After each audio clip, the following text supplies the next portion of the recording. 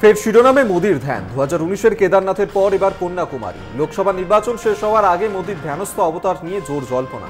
2019 সালে কেদারনাথ দর্শনে যান প্রধানমন্ত্রী নরেন্দ্র মোদী। লোকসভা নির্বাচন শেষ হওয়ার আগে সেখানে এক গুহায় ধ্যানে বসেন তিনি। মোদির সেই ধ্যানমগ্ন ছবি ভাইরাল হয়, সমাজ মাধ্যমে বহু চর্চিত হয় মোদির এই ধ্যান। 5 বছর পর ফের দেশে লোকসভা নির্বাচন। 7 দফার নির্বাচনে দেশের বিভিন্ন প্রান্তে ঘুরেছেন মোদি, প্রচারে ঝড় তুলেছেন তিনি।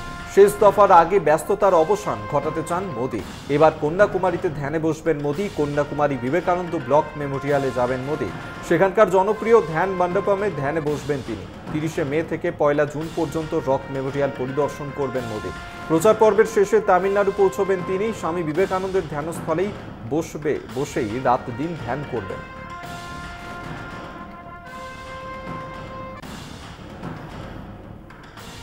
ফলতা থেকে প্রতিরোধের ডাক অভিষেকের। যারা তাকে ছোট করতে গিয়ে ফলতা ডায়মন্ড হারবারকে ছোট করতে চান, আগামী দিন কড়াই গন্ডায় প্রতিশোধ নিতে হবে, প্রতিরোধের রাস্তা বেছে নিতে হবে, হুঁশিয়ারি তৃণমূল সেনাপতির। যারা ভাবছে মিথ্যে কথা বলে অভিষেক বন্দ্যোপাধ্যায়কে মানুষের কাছে ছোট করতে গিয়ে যারা ডায়মন্ড হারবার আর ফলতাকে ছোট করেছে, আগামী দিন কড়ায় গন্ডায় প্রতিশোধ দিতে হবে। প্রতিরোধের রাস্তা বেছে নিয়ে তৃণমূলকে জেতাতে হবে 1 লক্ষের ব্যবধানে। আমাকে ছোট করতে গিয়ে ডায়মন্ড হারবারের মানুষকে ছোট করেছে।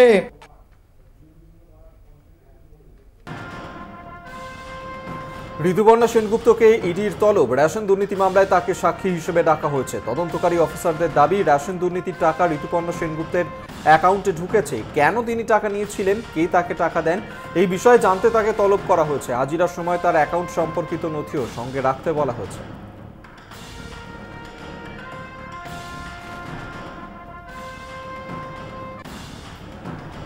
ভোটের আগে উত্তপ্ত ভাঙড়। ভাঙড়ের 2 প্রান্তে আইএসএফ তৃণমূল সংঘর্ষে আহত একাধিক। একদিকে ভাঙড়ের চালতাবেড়িয়া অঞ্চলের কোচপুকুর এলাকায় সায়নী ঘোষের প্রচার মিছিলে না যাওয়ার কারণে আইএসএফ কর্মীকে মারধরের অভিযোগ তৃণমূলের বিরুদ্ধে। ঘটনাস্থলে উত্তর কাশীপুর থানার পুলিশ। অন্যদিকে ভগবানপুর অঞ্চলের জিরানগাছা এলাকায় তৃণমূল কর্মীকে মারধর করার অভিযোগ। ঘটনাস্থলে পোলেরহাট থানার পুলিশ। আহতরা থানায় লিখিত অভিযোগ দায়ের করবে বলে জানিয়েছে। কত লোকজন দেখতে পাচ্ছি, তো অবস্থা খারাপ। আর ছেলেরা মানে পুরুষরা করেছে না মহিলারা করেছে জানা না? ছেলেরা করেছে, পুরুষরা কোথায় করেছে? ওরা তো অভিযোগ করছে আপনারা ওদেরকে মারধর করেছেন। কি করে? আমরা কোনো অশান্তি চাই না, আমরা শান্তির বাতাবরণ দেওয়ার জন্য আমরা শান্তিভাবে, সামনে ইলেকশন, ওনারা ওনাদের পায়ের তলা থেকে মাটি সরে যাচ্ছে। ভাঙড়ের আইএসএফ বলে আর কিছু থাকবে না এই ভয়ে, আশঙ্কায়। এবং সিপিএম তো আতস কাজটা দেখতে হচ্ছে। আইএসএফ আর সিপিএম মিলে এই নক্করজনক ঘটনা, একটা ফ্যামিলির বাড়িতে গিয়ে রাত তখন 10:30, 10টা, 10:30 বাজে অত্যাচার চালিয়েছে। সপ্তম দফা নির্বাচনের আগে কেন্দ্রীয় বাহিনীর বিরুদ্ধে অভিযোগ খড়দার বিধায়কের তথা রাজ্যের কৃষিমন্ত্রী শোভনদেব চট্টোপাধ্যায়।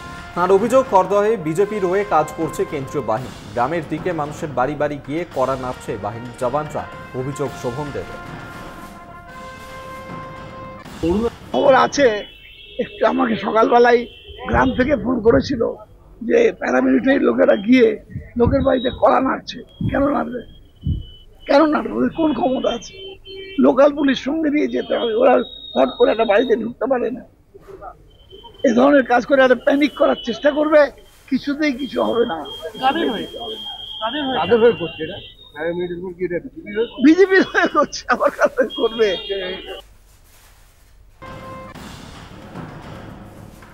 ভোট গণনার দিন হাওড়ার সাঁতরাগাছির কাউন্টিং সেন্টারে গণনার দায়িত্বে থাকা ব্যক্তিদের সচিত্র পরিচয় প্রকাশের দাবি তুলেন বিজেপির প্রার্থী রথীন চক্রবর্তী। বৃহস্পতিবার সকালে হাওড়ায় সাংবাদিক বৈঠক করেন রথীন বাবু। জানান, তারা ইতিমধ্যেই জেলার মুখ্য রিটার্নিং আধিকারিক হাওড়া জেলা শাসকের কাছে দাবি তুলেছেন। গণনার কাজে শুধুমাত্র সরকারি কর্মীদেরই রাখার দাবিও তার। প্রয়োজনে আইনের দ্বারস্থ হওয়ার কথা জানিয়েছেন রথীন।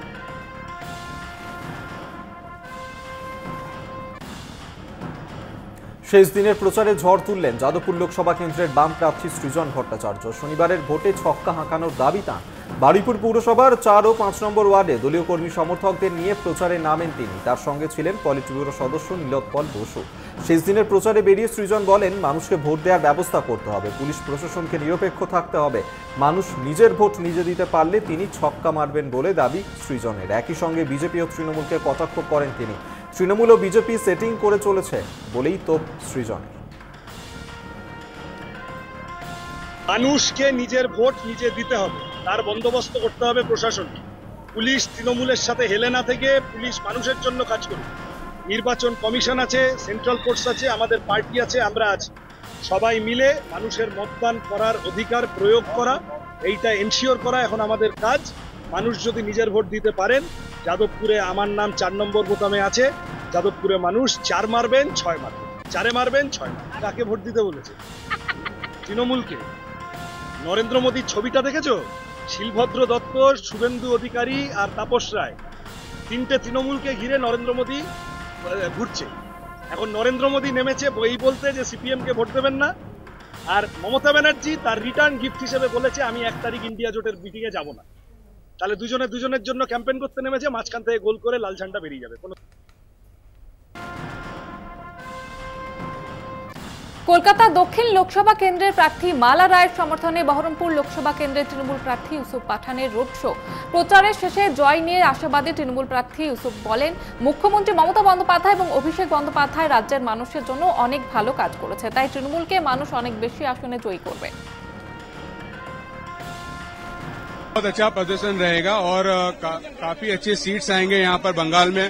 और ममता बनर्जी और उनके जितने भी साथी कैंडिडेट है, उन्होंने बहुत अच्छे काम किए हैं बंगाल के लिए, यहाँ की महिलाओं के लिए बहुत अच्छे काम किए हैं, यहाँ की युवाओं के लिए अच्छे काम किए हैं। तो बिल्कुल, और यहाँ पर मैं जहाँ पे भी गया हूँ उन्होंने बहुत प्यार दिया है और टीएमसी को बहुत पसंद करते, ममता बनर्जी को पसंद करते, अभिषेक बनर्जी को यहाँ पे पसंद किया जाता है और यहाँ के लोग उन्हें बहुत पसंद करते। तो यहाँ पे इस बार बहुत अच्छा प्रदर्शन होगा और बहुत अच्छे नंबर से यहाँ।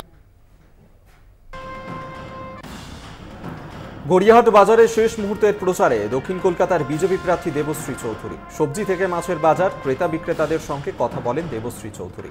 ক্রেতা বিক্রেতাদের হাতে তুলে দেন পদ্ম ফুল। প্রচারের মাঝেই বাজারে জয় শ্রীরাম স্লোগান। বিজেপি প্রার্থী দেবশ্রী চৌধুরী বলেন, এবার এই কেন্দ্রে পরিবর্তন হবে, মানুষ অশুভ শক্তিকে সরিয়ে শুভ শক্তির বিকাশ ঘটাবে।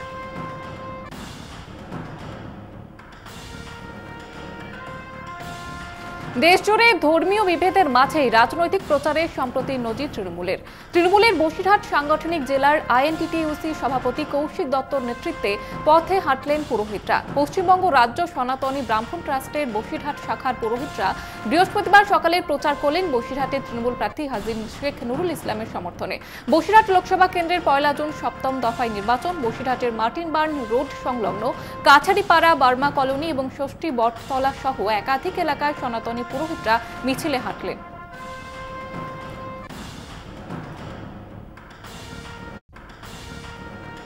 25শে মে বিষ্ণুপুর লোকসভা কেন্দ্রের 6ষ্ঠ দফায় নির্বাচন পর্ব সম্পন্ন হয়েছে। 2-1 জায়গায় ছোটখাটো ঘটনা ঘটলেও পরিস্থিতি নিয়ন্ত্রণে। তবুও সদা সতর্ক নির্বাচন কমিশন। ফলে বিষ্ণুপুরে রুট মার্চ কেন্দ্রীয় বাহিনী। যে কোনো অশান্তি রুখতে প্রস্তুতি জানান দিতেই এই রুট মার্চ বলে দাবি বাহিনী।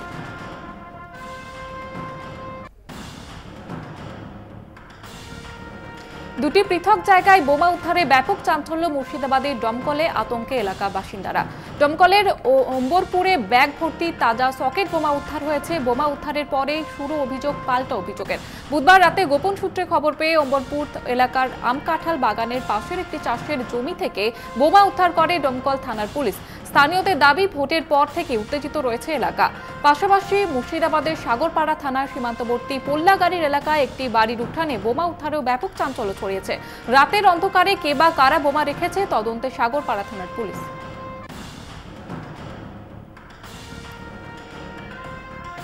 মুখ্যমন্ত্রী মমতা বন্দ্যোপাধ্যায় এবং মালা রায়ের বাড়ির কর নিয়ে প্রশ্ন তুললেন বিজেপি প্রার্থী দেবশ্রী চৌধুরী। তার দাবি, বাড়ির জন্য কম ট্যাক্স দিচ্ছেন এই দুই রাজনৈতিক ব্যক্তিত্ব। একজন ব্যক্তি আমাকে বললেন, মমতা বন্দ্যোপাধ্যায় চিফ মিনিস্টার, যিনি কালীঘাটে থাকেন, প্রপার কালীঘাট কর্পোরেশনের আন্ডারে, সম্ভবত ওটা 73 নম্বর ওয়ার্ডের আন্ডারে, তার বাড়ির তিনি বাৎসরিক ট্যাক্স দেন 342 টাকা। যিনি প্রার্থী এবং কর্পোরেশনের চেয়ারপারসন তথা সাংসদ মালা রায়, শ্রীমতী মালা রায়, তিনি তার বাড়ির বা ফ্ল্যাটের ট্যাক্স দেন 312 টাকা। কালীঘাটে মমতা বন্দ্যোপাধ্যায়ের পাশের বাড়ি মিস্টার অমিতাভ মুখার্জি এবং দেবযানী মুখার্জি, ঠিক পাশের প্লটটা, তিনি ট্যাক্স দেন 4663 টাকা। এটা হচ্ছে পরিস্থিতি। শেষ দফার ভোটে বৃষ্টির পূর্বাভাস হাওয়া অফিসের। শনি এবং রবিতে দক্ষিণবঙ্গের সর্বত্র বৃষ্টির সম্ভাবনা। কলকাতা, হাওড়া, হুগলি, 24 পরগনা সহ দক্ষিণের জেলাগুলিতে বজ্রবিদ্যুৎ সহ বৃষ্টি হতে পারে।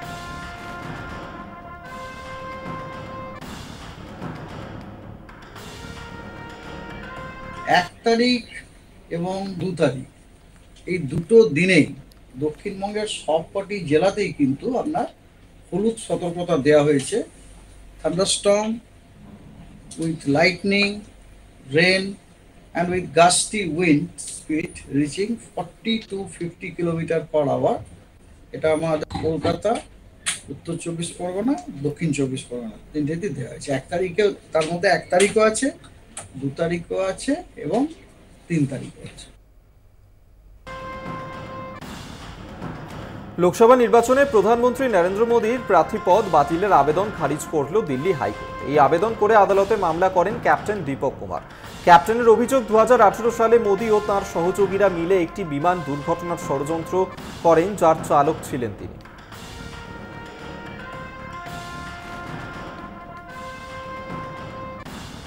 যৌন কেলেঙ্কারিতে অভিযুক্ত প্রজ্জ্বল রেভান্নাকে কেন্দ্র করে বেঙ্গালুরুতে টানটান উত্তেজনা। বৃহস্পতিবারই দেশে ফিরেছেন প্রজ্জ্বল। এই খবর ছড়াতেই তাকে গ্রেপ্তার করার তোড়জোড় শুরু হয়েছে। অন্যদিকে বেঙ্গালুরু আদালতে আগাম জামিনের আবেদন প্রজ্জ্বলের। সেই সূত্রে স্পেশাল ইনভেস্টিগেশন টিমের উদ্দেশ্যে নোটিশ জারি আদালতের।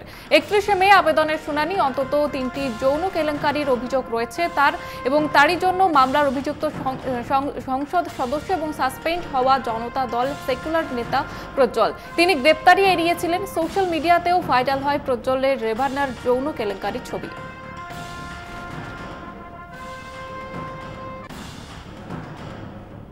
নির্বাচনের ফল যাই হোক না কেন, 2024-এ ভারতের লোকসভা এবং 2টি রাজ্যের বিধানসভা নির্বাচনের ইতিহাস ঘৃণা ভাষণ এবং অমানবিক মন্তব্যের জন্য নজির হয়ে থাকবে। ওড়িশায় ভোটে জিততে ভারতের স্বরাষ্ট্রমন্ত্রী অমিত শাহ ঘৃণা নির্ভর প্রাদেশিকতার আশ্রয় নিলেন বলেই অভিযোগ উঠল। ওড়িশার মুখ্যমন্ত্রী নবীন পট্টনায়ক একজন বিরল ভারতীয় রাজনীতিক, যার বিরুদ্ধে 1 পয়সারও দুর্নীতির অভিযোগ নেই। দলের দায়িত্ব তুলে দিতে চাইছেন তার প্রিয় প্রাক্তন IAS অফিসার VK পান্ডিয়ানের হাতে।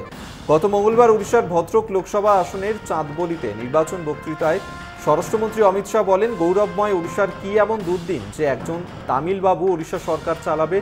প্রাদেশিকতাকে নির্বাচনে ঘৃণা হিসেবে ব্যবহার করার এমন নজির অতীতে কোনো স্বরাষ্ট্রমন্ত্রীর নেই। প্রধানমন্ত্রী নরেন্দ্র মোদী একটি নির্বাচনী জনসভায় বলেন, ষড়যন্ত্র করে কেউ নবীনকে অক্ষম করে দিচ্ছে না তো? আক্রমণের তীর VK পান্ডিয়ানের দিকে।